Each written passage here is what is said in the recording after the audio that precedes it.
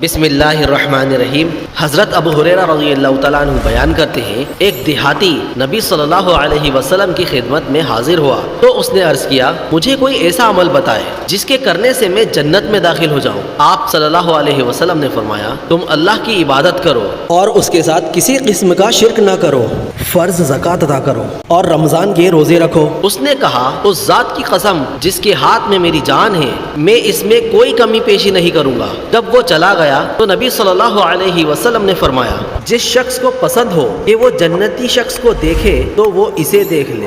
حضرت عائشہ رضی اللہ تعالیٰ عنہا سے روایت ہے، وہ فرماتی ہے، میں نے رسول اللہ صلی اللہ علیہ وسلم سے سنا، آپ فرما رہے تھے کسی مال میں زکوٰۃ نہیں حتیٰ کہ اس پر 1 سال گزر جائے۔ حضرت اسامہ بن زید رضی اللہ تعالیٰ عنہ بیان کرتے ہیں، رسول اللہ صلی اللہ علیہ وسلم نے فرمایا، مسلمان کافر کا اور کافر مسلمان کا وارث نہیں ہو سکتا۔